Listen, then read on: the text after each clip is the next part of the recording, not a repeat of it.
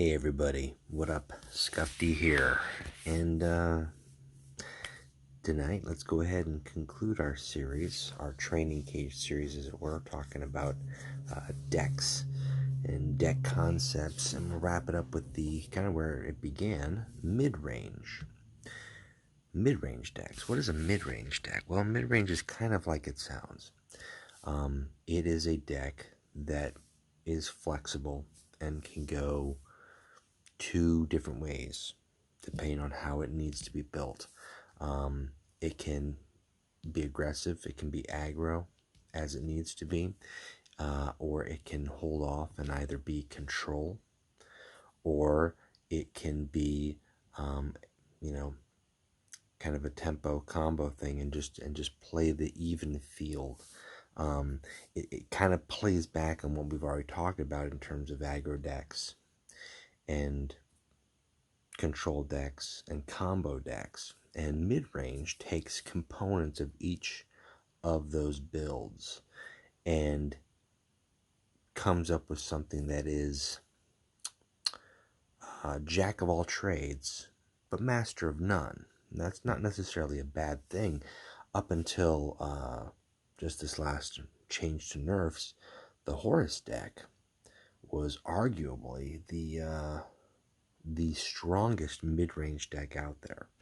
I don't know if I've got mine updated here. Definitely not. I haven't added the beast to it or anything. This is more of a classic, just stupid SOH deck. But the Sons of Horus deck, you got Firewalkers, who at the time were stealth. You had your Bane Strike rounds, which I don't need. Yeah, you got those on here. Kind of your combo tool. They're a way to cap on 4 extra damage, whether that is used to end a game or bring a game to a head, or to kill a massive troop. And you've got direct damage cards such as quick fire to keep board supremacy, or just the good old fashioned Chariot of the Gods, 4 damage. You can kill a troop with that. You draw a card with that. You can do 4 damage to your opponent's warlord. It's just a great way to damage, but however you want to do it. It doesn't have to be on the warlord. Ultimately, that's your end game, but it's flexible. You've got the ability to draw cards to keep yourself supplied with Horus's ability, as well as resupply itself. Sometimes cards will include like Lactitio, usually not so much with Horus, but maybe in abandoned supplies. And then you've got your standard, you've got your fast cards, you've got Groger, you've got Goldstones, and then you've got your finisher if you need it, the Vengeful Spirit. You've got the ability to heal, to stay in the game, to kind of extend your life. Now, Pi Alpha might be an option, and it's not in every deck, but it is for some. Second Wave offers more long-lasting ability. Some Horus decks will include the where are those guys at? These are the Das Turk squad. For early board control, or at least pressure on your opponent as far as how you play troops. It's a great example of what a mid-range deck is. It can do a lot of damage with tactics, or with troops that were stealthed out, or that you're not able to quite destroy, or that are fast. Goldstone Hunter with a Bane Strike round, 7 damage, boom, for 7 energy. You've got it. Or you play the long game depending on what your opponent's got. Do they have a bunch of frontline? Okay, well, maybe you've got to use those Bane Strike rounds on your Goldstones to get past the front line and use your tactics to do damage to the warlord, at the same time negating any big beefy frontline troops. If they're custodians, maybe you might have, I don't know if this one's got one in it, but maybe you would have a your outflank is just a classic Sons of Horus card. It's a little costly, but it does what it does. It destroys a troop. Doesn't matter what it is, it destroys it. At the same time, you've got the airborne who are stealthed, who can kind of go unanswered. You throw on a couple of the rounds, and they can do damage. Or you even bring out these guys where they have the Catterick squad. If they don't get bounced, they're powerhouse cleavers. The Sons of Horus in general is a great card pool to go off of, but Horus pulls it all together by being able to draw cards and kind of keep things flowing and manage. And he can build up this hand of 7, 8 cards, and it really gives him options on how he's going to proceed to do his warfare. It's a mid-range deck. It has aggro elements, it has control elements in terms of board control, and it has combo elements in terms of the way the rounds, the ammo rounds combo well with stealth troops or fast troops. That's probably the best example I can give you. And if you've been playing the game recently in the last month since Horus went on, since Father's Day, when Horus was in the shop, up until he got nerfed. I mean, if you ran into Horus enough, you might have seen builds similar to that and experienced that power. It's not overwhelming. It just is a deck that can respond well to many things. But that doesn't mean that it can respond perfectly to everything. Everything with a mid-range deck is, so long as the situations are optimal, whether it's you have the cards in hand or you're playing your cards on point, on tempo. Bad draws are always going to throw off any sort of game, but if you get loaded with cards in your hand that are all high cost and you can't combo them efficiently in a turn, that makes it hard. That limits your choices. At the same time, if you get a bunch of your cheap cards out, all you've got are just those cheap options, and once you use those, they're gone. And if you can't use those to maximum capacity, if you're doing quick fire for 2 damage, but you're still leaving a troop on the table, you're not maximizing the use of that tactic. That's where mid-range starts to fall behind. There was I think it was Dissinger on Discord, and I'm sorry if I'm not getting the right player's name. We just had a recent conversation. I don't know what deck he was running, but he was having a mid-range deck, and he was having a lot of trouble against the Iron Hands. And the Iron Hands, like the Gabriel Santar build here, which relies on Santar's ability, board control, and then getting up the servo arm, and then just tanking up with the healing of Deus Ex, and maybe even the Bionic Eye if necessary, using a Fall of Cardinal to help clear the board, and just longevity. And this is more that board control deck. And if this can fire on point as it wants to, it can be a very hard match for a mid-range deck to stay ahead. At a certain point in the flux of the game, if the mid-range deck doesn't go all out, doesn't shift gears from mid-range to aggro as quickly as possible and as much as possible, it will fall behind and it loses its momentum and its steam. This is very similar if you've got like an Emperor's Children deck, whether it's Tarvitz or even Fulgrim, although Fulgrim has seen better days, but he's still playable. He's just not as popular.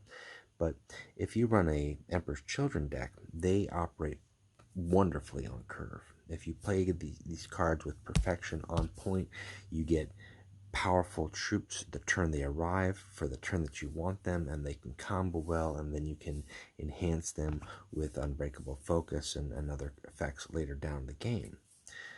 But if you run out of steam and you're only able to play 1 card a turn or 2 cards a turn at later turns in the game when you've got 10 energy and you're just playing with 1 or 2 cards, whatever it is that you're drawing, you've lost that momentum. And at that point, you're in a bad situation, but at that point, you're no longer able to stay ahead of the game. They operate wonderfully if you can get everything on point. You can drop your perfection drops, your stun, your jet bikes. You're doing more damage. They stay alive. You pump them up the next turn. They get bigger and nastier, and it's perfection. That's what the Emperor's Children do. But if you manage to break that, or you don't play it quite on point, or you miss a turn, or you don't play your Agnomen on turn 6 or turn 4 with a tactical brilliance, it makes it a little bit harder to gain the advantage that they would offer by playing them on point. So mid-range is again, it's a jack of all trades, but not quite master of none. But on top of that, it is a very, I don't want to say delicate dance, but it is a back and forth. As a mid-range player, if you're playing a mid-range deck, first off, you should know that. You should understand that your deck can go two ways. Usually, you have that feel within your deck. My deck can be really aggro, but if I need to, I can use these troops or these cards to respond to X threat, whatever it is. If you're aware of that, that makes your deck a mid-range deck, and then what you have to do is you just have to remain cognizant within the course of a game. How do you respond, or how do you shift gears depending on how your game is faring? There are certain cards, neutral cards. Let's just take a look at the cards here. There are certain neutral cards that just in general are very good because they offer both offensive and defensive capabilities. And when I say defensive, I mean, a body on the table or something that your opponent has to respond to the next turn.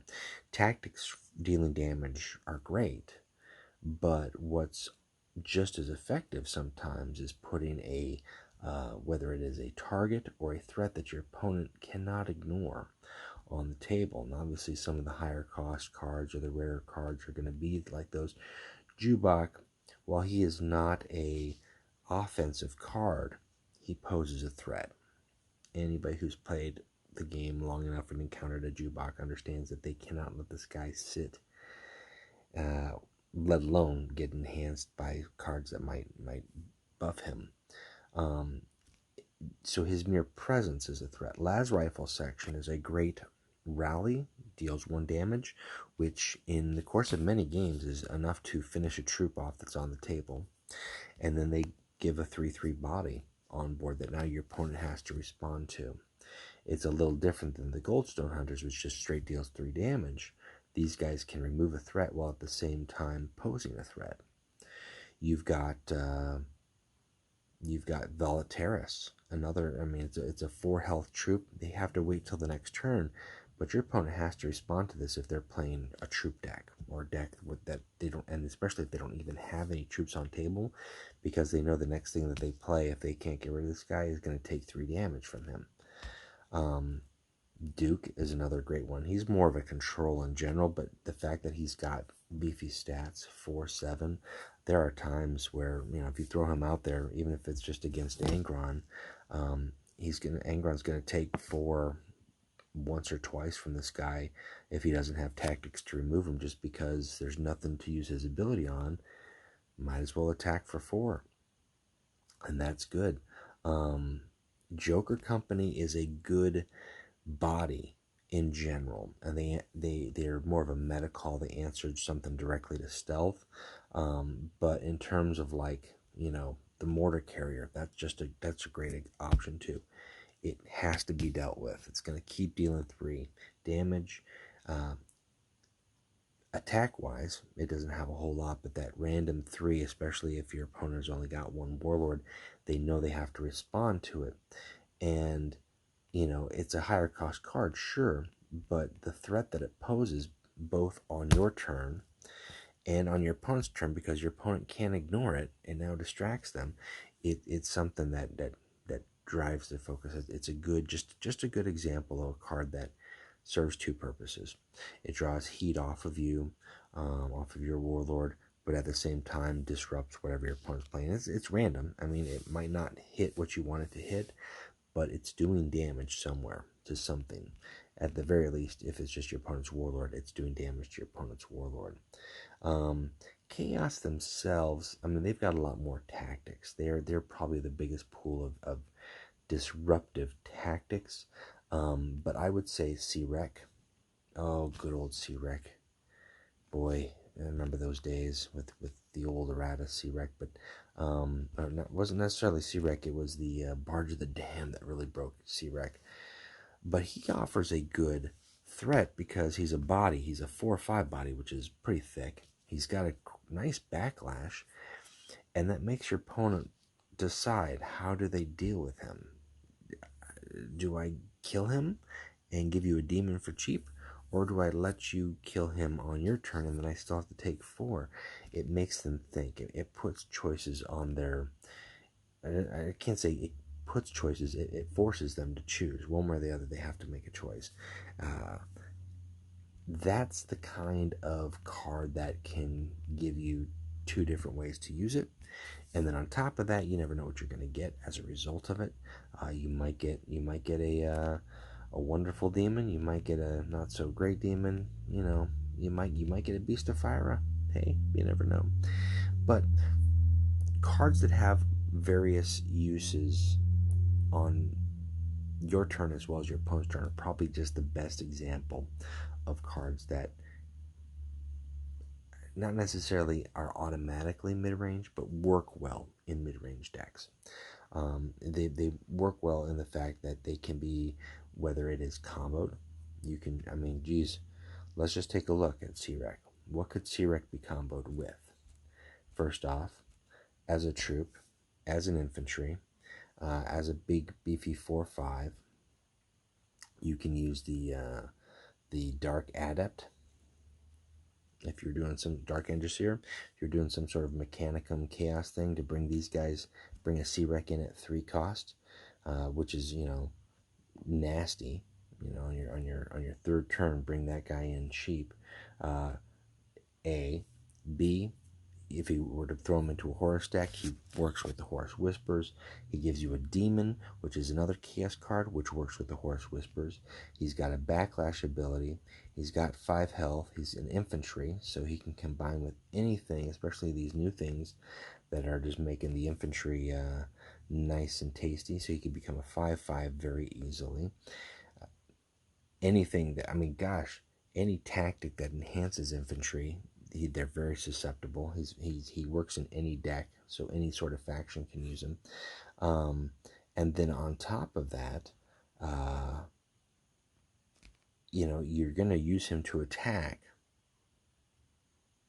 because of his backlash ability. So it serves both purposes.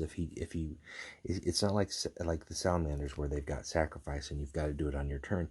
If he dies on your opponent's turn or he dies on your turn, you benefit either which way. So it doesn't matter if they destroy them. It doesn't matter. He's gone. You get a demon. Great. It's just a good card if you're aiming for that type of build. The downside being you don't know what you're going to get with the demon.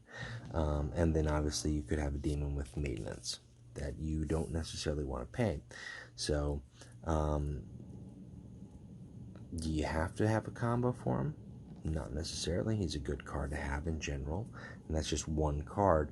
But he has the ability to, he's as a 4 attack and as a 5 health, he has the ability to respond very easily to a lot of other troops that are on board, removing a threat as well as giving you a boon by giving you another card into your hand.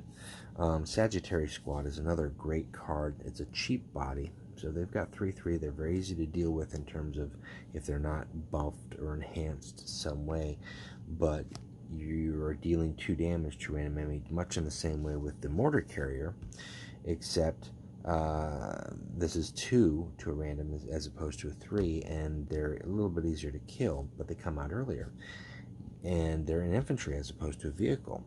So, again, it's a card that your opponent cannot ignore. They've got to get rid of these guys. But even if they don't get rid of them quite all the way, well, gosh, you could follow up with the last tool. Now he's a 4/4. Now he's a 4/4 that he could attack for 4 and deal 2 if he so chose. And that 2 can help clear out your opponent's board. There are probably a few, and not too many, because I mean a lot of the the cards that are very synergetic to control, like the shield generator. Those cards are just very hard control. It's hard to say that they're a mid-range card themselves. You could build a mid-range deck, and fit them into it depending on how your deck looks like.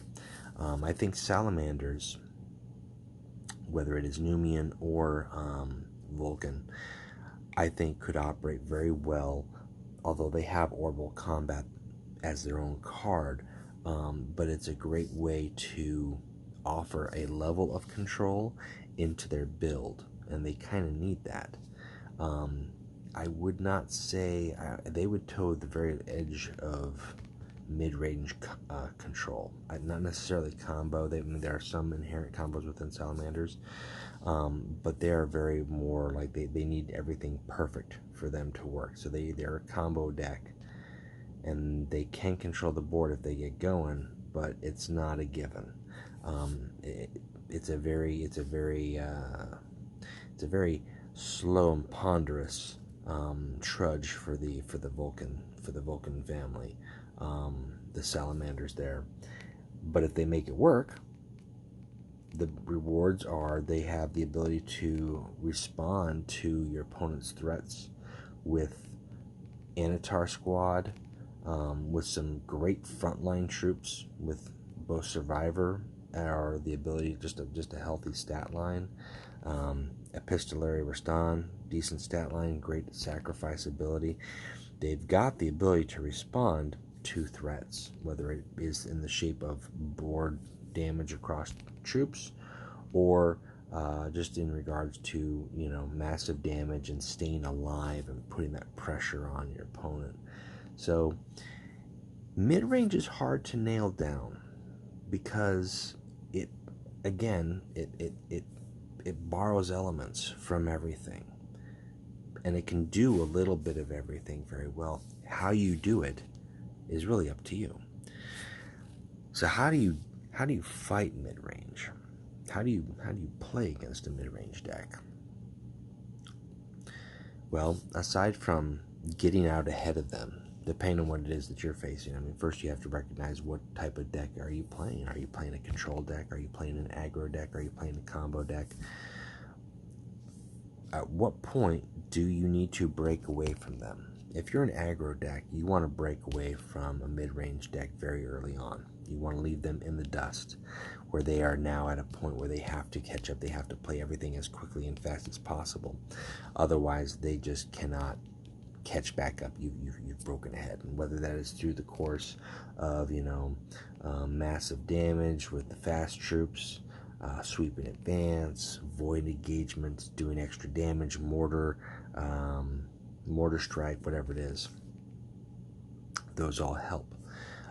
If you are doing a combo deck, you need your combo to work before your opponent has the tools that they need to shut your combo down, because that's what the mid-range is looking to do at that point. If you're a control deck, you've got to play the smarter game. You've got to draw out their things and shut down their threats, or offer targets, and that's much more of a cerebral game at that point. You have to know what your opponent has got, or roughly what they're playing, and then you have to offer targets that they have to deal with. Rather than being able to shift into aggro, they have to remain control. And again, because they're a jack of all trades but master of none, if they're trying to remain controlled to answer your control, as a control deck, you will out-control them. If you had a Horus deck, for example, mid-range deck, just kind of similar to what we looked at previously, and then you've got your Alpha Legion stun deck, right, with everything that's got stun on it, and double lambdas, and Saboteur Squad, Fortuitous Veterans, Alpha Null Legion, Alpha Null Veteran, you could very easily lock them into a position where the only thing that they've got maybe is a fast troop in hand, And they have to realize that if they're putting bodies on the table that they can't do anything with, they can't use their warlord. They throw down their stealth troop. You hit a lambda strike, so now their warlord and that stealth troop is stunned.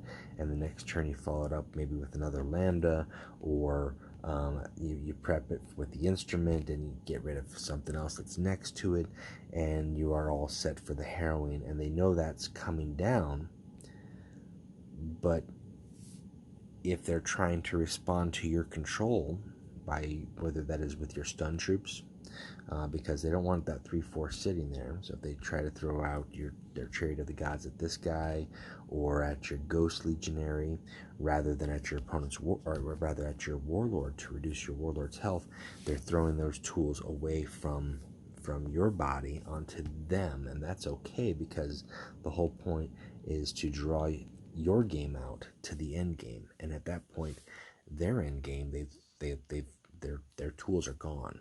They've spent those. They might have a Hail Mary, last Hail Mary with a Bane Strike round, or Vengeful Spirit or something like that, if it's a Sons of Horus deck. But at that point, you should be in a better position. You should either have more health, or you should have their troops locked down, and have frustrated them to the point where you can take it. If they want to throw 8 or 9 damage at you, you can still survive it and wrap up the game, because you stayed in control. It is a harder matchup. It is a harder mental game. You have to keep that in mind. What are you doing? You're the control deck. They're playing some control, but you're the control player. So you've just got to keep up with that, and they've got to respond to you. And that's kind of where the mid-range player has to make that choice. At what point do they not respond to you? Depending on what they've got in their hand, they might say, you know what, I'm going to eat 3 from this Alpha Null Veteran, but I also know that the Alpha Legion doesn't have anything to pump up the stats of their troops aside from Ghost Legionary, so it's just going to be a 3-3. That's all it's going to be. I'm going to go at them with the Chariot of the Gods, and then I'm going to hit them with the Quickfire, and I'm going to drop, with 5 energy, I'm going to do, 6 damage on their Warlord that they now have to spend the next turn or 2 turns down the road to use a one of many rather than deploy more troops, and then that kind of breaks the momentum. But it really depends on the matchup. It depends on the player. It depends on what they've got in their hand, but they have to make that call. And if they can't make that call, that's how you stay ahead. You move ahead from what the mid-range player's at, and you lock in your game plan. Mid-range needs to stay right on point so they can decide, I need to go aggro, I need to go control, or I need to fire off and end this game really quick. But if they lose that perspective and they are a turn or 2 behind, it's going to be too late for them. And at that point, they will consistently fall behind, and whatever options and tools that they have will either be exhausted or simply won't be enough because they should have been used earlier. So that's it. That's mid-range. That is mid-range, and that is a mouthful. I hope it's been educational for you. If you have opinions yourselves and specific decks, please feel free to comment below. Let me know what you think, what you're playing. If you feel that it's mid-range, if you feel it's aggro, combo decks. It's good to hear what's out there, what people are playing. I think right now with the meta in the game and the most recent changes, I think we're seeing a variety of warlords and decks that are being used, which is great. It's good for the game, and I'm glad to see it, and I'm just trying to spread some extra information out there. If players are not super familiar with card game terms, or lingo, or what makes a deck what, I hope that this series of 4 videos has been beneficial, and I hope it's helpful. And if it is helpful for you, maybe you'll find it be helpful for somebody else, and please pass it along. So that is it. I'm going to wrap this one up here, and next time we'll come back probably going to do the Custodes card by card. I think that's coming up here. I've got a few other vids to do, but that is at the top of my list because it is time. It is time to do the Custodes card by card. So that's it. Thank you for tuning in, guys, and we'll talk to you next time. Keep playing Legions. Alright, that wraps it up for me. If you liked what you saw, feel free to like and subscribe, add any comments below, and if you think the video might be useful or the series might be useful, feel free to share that with other players that you know as well. And we'll talk to you later.